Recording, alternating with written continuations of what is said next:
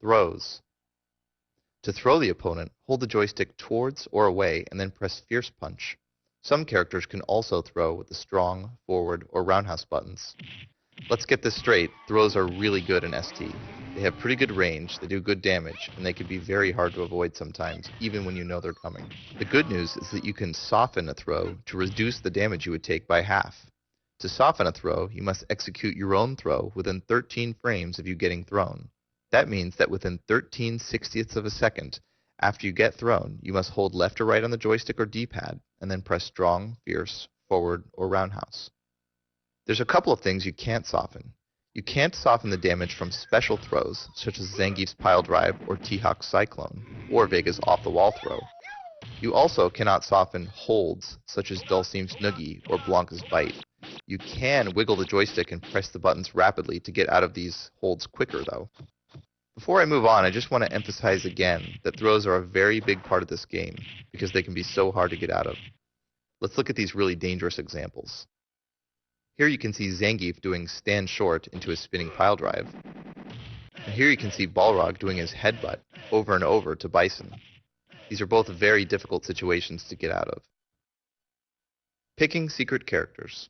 At first glance, there are 16 characters in Super Turbo, but each of these characters has an alternate version. These alternate versions are from Super Street Fighter II, the version just before Super Street Fighter II Turbo. They are usually referred to as the super versions of the characters, or the old versions. The old characters don't have super meters, so they can't perform super moves. They also cannot soften throws when they get thrown, which means they will always take full damage from throws.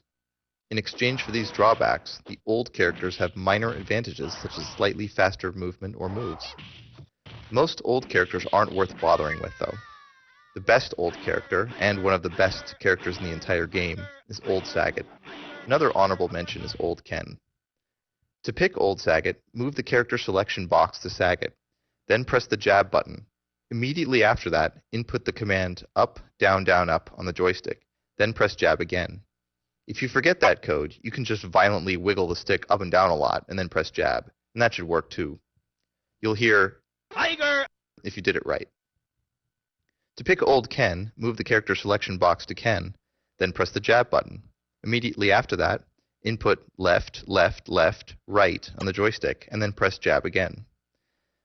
Again, you can just wiggle the stick left and right quickly if you forget the code, and then press jab, and that'll work too.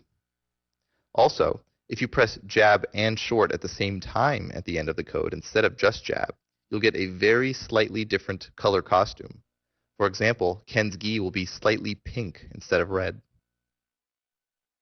In addition to the 16 regular characters and the 16 old characters, there is one more character, one of the most deadly characters in all of fighting games. He's called Akuma. I'll show you how to pick him, but he's banned in all tournaments in the United States, so there's not much point in practicing him.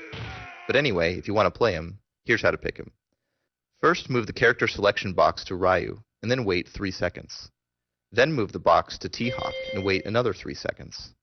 Then to Guile, and wait. Then to Cammy, wait another 3 seconds. And then move it back to Ryu. 3 seconds after that, press all 3 punch buttons and start at the same time. And you should probably mash all 3 punch buttons and start many times quickly, because if you miss it the first time, you still have a half second to input those commands.